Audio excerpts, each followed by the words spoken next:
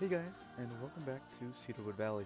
In this episode, we're going to be kind of continuing in our Camp Cedarwood section of the park, and I'm beginning with a little bit of a food and drink area, and you can see me kind of fiddling around with pieces here. It actually took me a while to figure out, the kind of orientation I wanted to go with here, and once I figured out, the building blocks, the basis of what I wanted to look like, that's when I went into it and started adding in all the detail that I wanted to have in it. Now, the inspiration from this building actually came from a recent trip I took with my girlfriend. We went to, first we went to Virginia, we went to Virginia Tech, and then we went to DC, and then finally we went to Baltimore. And in Baltimore, we went to the zoo. And at the zoo, they had this really cool building with all the giraffes inside of it. And the giraffes were like really cool. We were super close to them, more than you would be if they were out in their normal enclosure. But the thing that I liked the most about this little area in the zoo was the actual architecture of the building. And now the very interesting architecture, I'm actually show a picture of it now, happened to do with the tree holding up all of those wooden things above us. And it kind of made this, it was just really interesting. And so I kind of took inspiration from that, even though that entire area was enclosed and obviously was used for giraffes, not for, a theme park. That's just kind of where I got my inspirations from this building. I kind of went with the windows on the outside because, if it was real windows, which, I wish it was, this would be a really cool building, to hang out in and to go to get a bite to eat or something to drink. So you can see me going through with more of these beams, kind of giving the wood a little more, I guess, character to this building that, I thought it really needed. So more along the lines of what I've been doing this past week when I was on this road trip with my girlfriend. I'm actually starting work on Monday, so it's only 3 days away from now, and I can't wait. I haven't had a real big person job, but I'm really excited to finally get in the mix after accepting the offer earlier this summer. So yeah, I expect to still have some uploads, but I was actually I couldn't wait to get back to playing Planet Coaster after I came back from this trip. I have so many ideas and so many inspirations now that I just want to kind of put down into Planet Coaster and really get this park moving even quicker than it was before. Camp Cedarwood is what is right now after this episode. Is not necessarily where I want it to end up, but I'm heading in the direction of it. I think I'll probably move into other sections of the park before I come back and actually hopefully create an actual camp part of Cedarwood Valley. Like I said in the previous episode, I used to love going to summer camp, and I have so many ideas for things that I can do in Camp Cedarwood here. So here you can see me, I'm kind of just placing down that tree as of a point of reference. And it's not supposed to really look like a real tree. It's supposed to kind of be like a fake tree to support this roof above it. Now, like I said, the one at the zoo was obviously enclosed because it had giraffes in it, but this one is going to be open-aired and a little more light in terms of the structure. So you can see me I raised it up a little bit just so it was easier to work with, and then I just took these wooden planks and these wooden posts to kind of fill in the texture that I kind of wanted to see that would go all the way around. So some other things that I had that I'm thinking about building in the future, you'll see a little bit at the end of this episode, is actually sort of like a mountain at the end of Camp Cedarwood.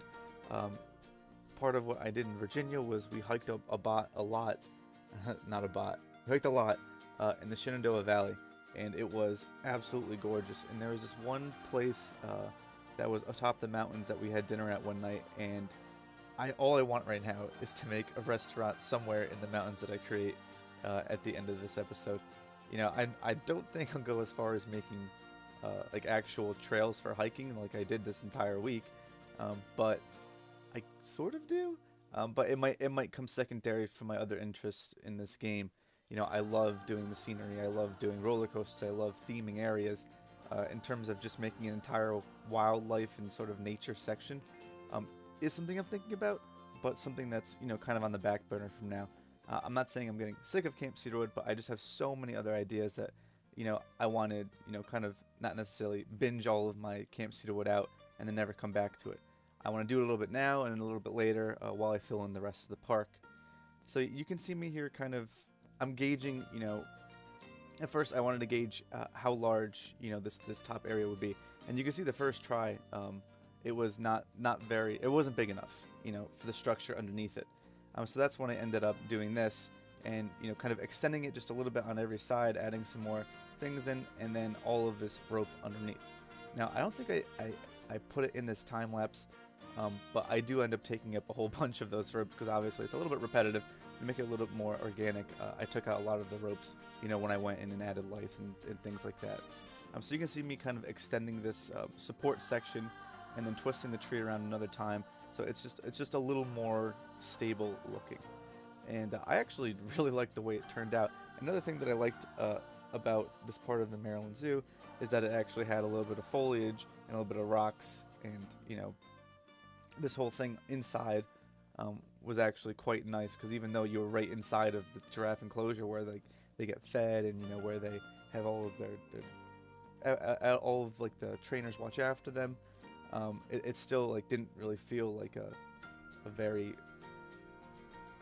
I'm trying to think of a word for this. It just didn't. It still felt natural. That's what I'm trying to say. It still felt natural, and that's what I really wanted in this building, and it was really important. So you see me cut out a little bit of part of me flipping those fences around.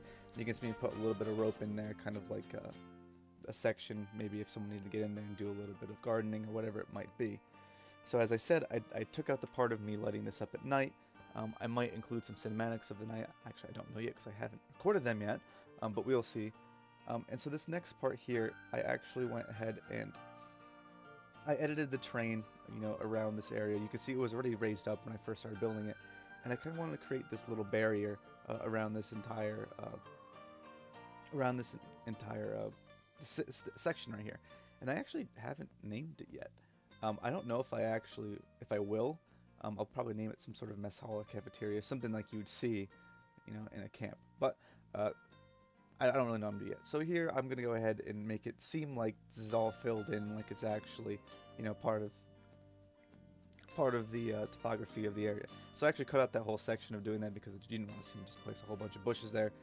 And now I'm going into the main Camp Cedarwood sign. And you can see my whole sign creation, it is very, what do I think looks good in the moment. It's not very planned out. It's just kind of like, what do I think is going to look best? And you can see, I said, no, those letters were too big.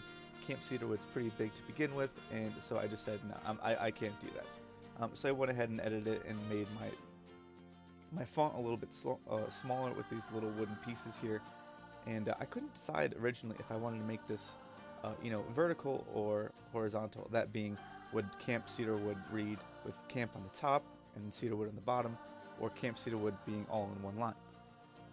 I ended up doing it this vertical way because it was the only way that these letterings that are this big would fit on a sign that looked believable to be part of a camp.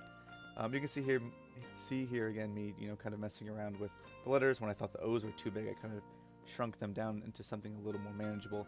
And this is my decision here. I'm looking at it and I said, one glance, I was like, this is just way too big. It can't be like this. It won't work. And so now instead of supporting these, from the back like I usually do with my signs, actually having like wood behind them, I decided that wood connecting them would be more along the lines of what you would see in a real camp.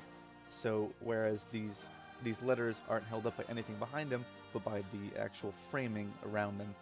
So you can see me adding a little bit of more texture to the sign, and eventually I'm going to rotate it vertically right here, and I'm going to create these sort of big logs that are holding it up. Now at first, I thought the logs did not look like they were good enough to hold up the sign, and you can see me kind of fast forwarding so people will walk underneath the sign so I could see how tall I really wanted it to be. And at this moment I realized that there wasn't enough detail in it. So immediately I went in and I said, there's one thing that can really make anything look better, and it's flower boxes. And this is actually, before I even got Planet Coaster, I used to watch Silverette a lot. And that was actually one of the things that he said. If you have any plain buildings or any plain things, just add a couple flower boxes. And it's really simple, doesn't take much time, but it really does make the difference.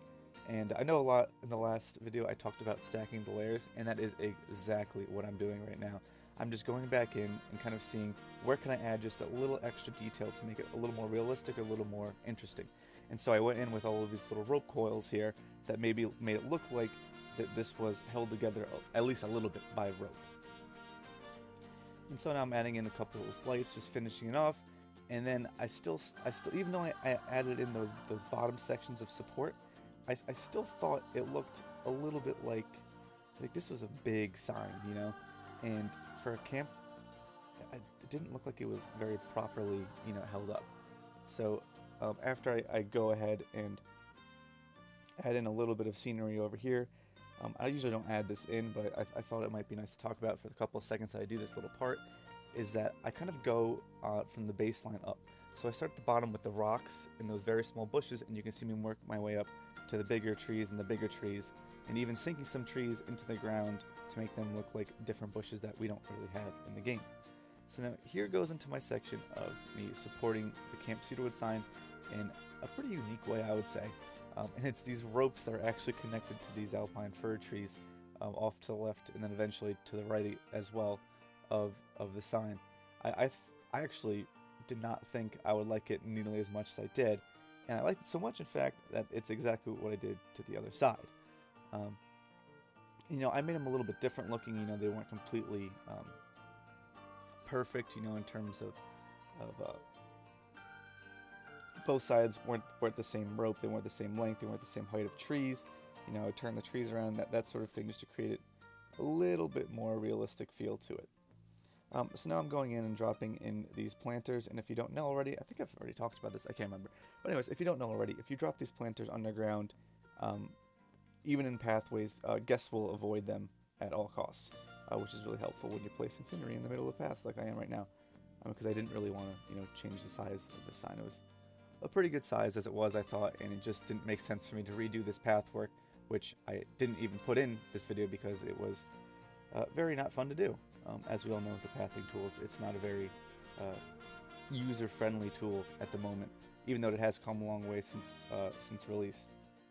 So right now I'm just kind of deciding what I want to do to put in these little rock-filled or rock-lined planters. I ended up going with just very simple bushes, very simple colors, things that, you know, didn't look like they were hard to maintenance, but also didn't look like they were neglected either. So I kind of, you know, made them a little symmetrical in terms of colors in the area. So now you can see there's a big jump in the time lapse, and I didn't think you really wanted to see me bore out all of this part of the lake. And if you have gone to summer camp, or you've seen people or your friends that go to summer camp, I'm sure that they talked about, you know, the lake that was, you know, at their camp. So I decided that it was a good idea for me to create, at least right now, a lake of my own. And at the end of this lake, on the other side of it, is going to be where I create the mountains towards the end of this video. And I don't, you know, leave in nearly any of the terraforming because I thought it was quite boring. But you can see me here, just starting to, you know, build up these mountains and constantly checking the sightline to see, is this the height that I wanted to add? You know, seeing from all different parts of the park if that's what I wanted. So yeah, you can see I added a lot of mountains here, you know, compared to what I had before. So high that they actually touched the top of what it was really meant to be. And this is actually going to be the end of the time lapse and the start of the cinematics. So I hope you enjoyed this video, and I will see you guys next time in Cedarwood Valley.